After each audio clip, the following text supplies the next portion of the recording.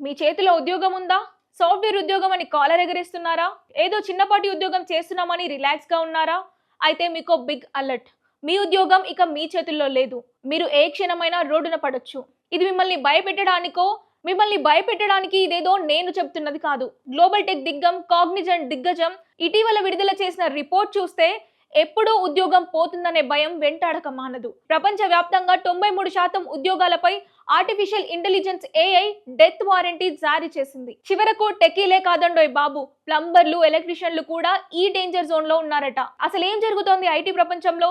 లక్షల ఉద్యోగాలను మింగేస్తున్న ఆ మాయాభూతం ఏంటి? సాఫ్ట్వేర్ ఉద్యోగం, లక్షల జీతం, లగ్జరీ లైఫ్. కానీ ఇప్పుడు అదే సాఫ్ట్వేర్ రంగంలో ఓ నిప్పుల కొలిమిలా తయారైంది.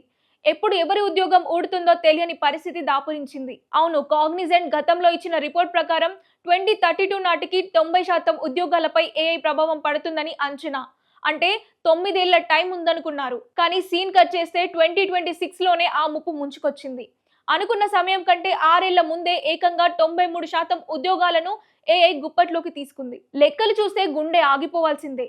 లే ఆఫ్స్ లెక్కల ప్రకారం గతేడాది అంటే 2025 లో 1,24,000 మందికి పైగా రోడ్డున పడితే ఈ 2026 లో ఇప్పటి వరకు కేవలం 5-6 నెలల్లోనే 1,15,907 మంది ఐటీ ఉద్యోగులు ఇళ్లకు వెళ్లిపోయారు. మెటా, ఒరాకిల్, అమెజాన్ వంటి దిగ్గజ కంపెనీలు కనికరం లేకుండా ఉద్యోగులను వేటాడి వేలాడుతున్నాయి. సరే, ఐటీ వాళ్ళకంటే కోడింగ్ వచ్చు కాబట్టి పోయింది. మరి క్షేత్రస్థాయిలో పనిచేసే ప్లంబర్లు, ఎలక్ట్రీషియన్స్ సేఫేనా అంటే నో, వాళ్ళకి కూడా ముప్పు పొంచి ఉందంటున్నారు కాగ్నిజెంట్ రీసెర్చ్ హెడ్ ఓలీ.